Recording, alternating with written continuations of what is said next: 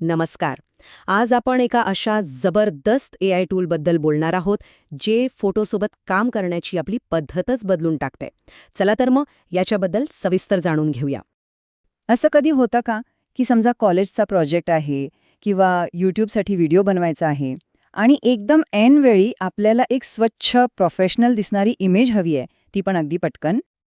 बघा, आधी कसं होतं, फोटोमधनं बॅकग्राऊंड काढायचं म्हणजे डोक्याला ताप. तासनतास एखाद्या क्लिष्ट सॉफ्टवेअरमध्ये बसावं लागायचं. पण आता विचार करा, हेच काम फक्त एका क्लिकवर काही सेकंदात होतंय. हाच तो फरक आहे जुन्या आणि नव्या पद्धतीतला. चला तर मग आधी हे समजून घेऊया की ही बॅकग्राऊंड काढण्याची अडचण नेमकी होते तरी काय. म्हणजे बघा, फोटोशॉपसारखी मोठी मोठी सॉफ्टवेअर्स लागायची आणि ती वापरायला कौशल्यही लागायचं. सगळ्यात मोठं आव्हान काय असायचं तर ते केसांसारखे बारीक तपशील ते अचूकपणे निवडणं म्हणजे खूपच किचकट काम होतं. पण आता या समस्येवर एक इतका सोपा आणि प्रभावी उपाय आलाय ना, आणि तोच आहे आपल्या आजच्या चर्चेचा विषय. आणि त्याचं नाव आहे remove.bg.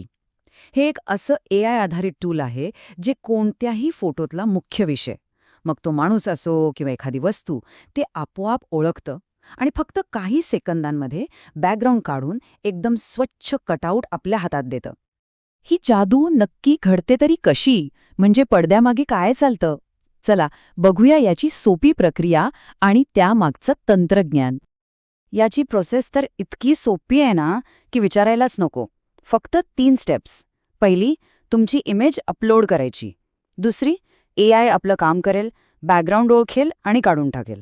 आणि तिसरी, झालं, तुमची पारदर्शक बॅकग्राऊंड असलेली पीएनजी इमेज डाउनलोडसाठी तयार.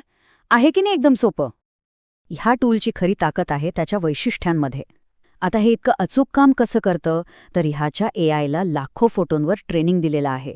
त्यामुळे त्याला माणूस आणि बॅकग्राऊंडमधला फरक अगदी बरोबर कळतो. म्हणूनच तर केसांसारख्या अवघड कडासुद्धा ते एकदम व्यवस्थित कापून देतं, आणि तेही हाय डेफिनिशन क्वालिटीमध्ये.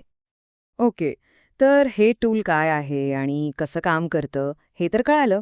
आता सगळ्यात इंटरेस्टिंग भाग, की हे आपण खरं तर कुठे आणि कसं वापरू शकतो.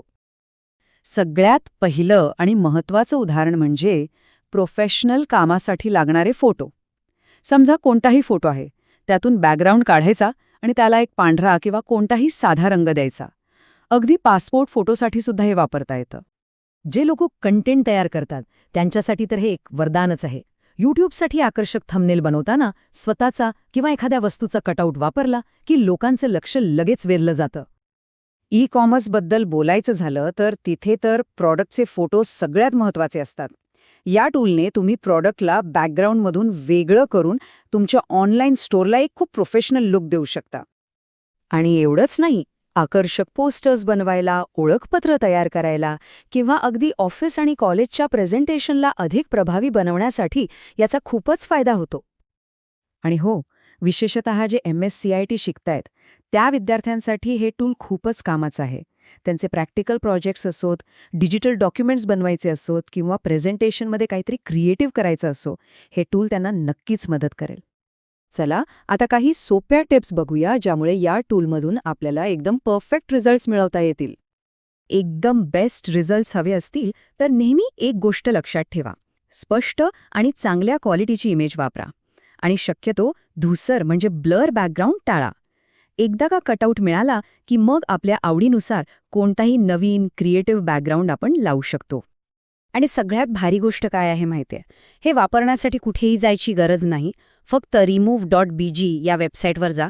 हे मोबाईलवर पण चालतं आणि डेस्कटॉपवर पण, म्हणजे कधीही कुठेही याचा वापर करणं शक्य आहे.